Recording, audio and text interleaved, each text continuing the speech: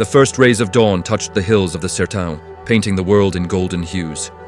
The fires from the night before had faded to embers, but the stench of gunpowder still hung in the air.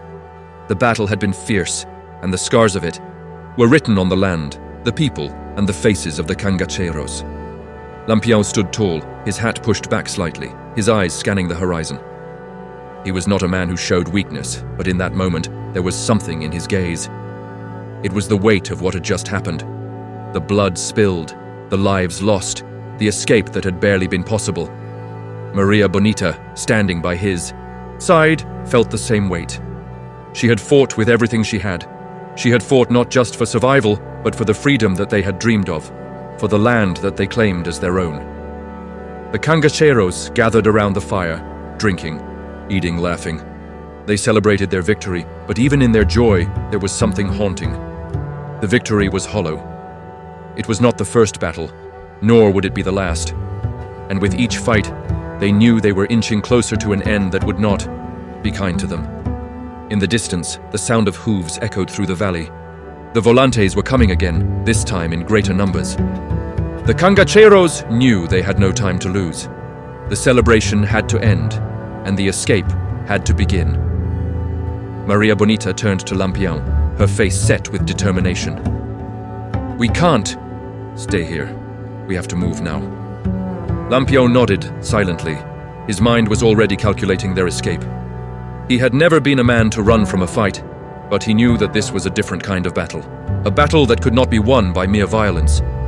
They mounted their horses, and the band of cangaceiros rode into the hills once more. The earth beneath their feet seemed to shift with every step. The sertão was a vast and unforgiving place, but it was also their home. As they rode, the sun rose higher in the sky, casting long shadows over the dry, cracked land. The wind howled through the cactus, and the air was thick with the scent of dust and sweat.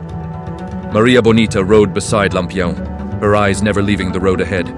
She had no illusions about what lay before them. She knew the road was dangerous, that the enemies were many, and that death was always just a step behind them.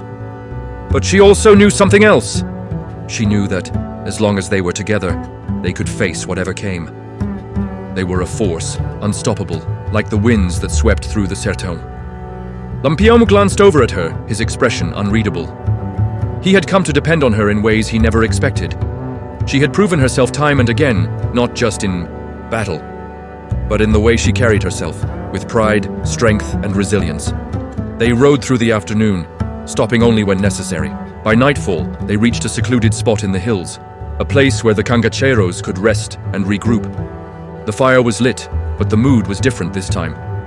There were no songs, no laughter, only the silent understanding that they were at war and that the war was far from over. Maria Bonita sat by the fire, her rifle resting across her lap. She looked up at the stars, her thoughts far away.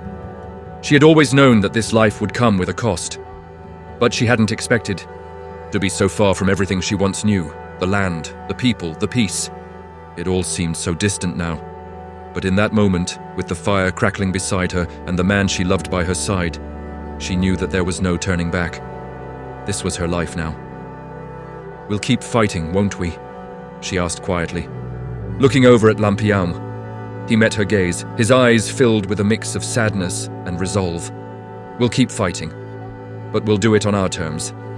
And that was all she needed to hear. She knew that as long as they were together, they would never truly be defeated.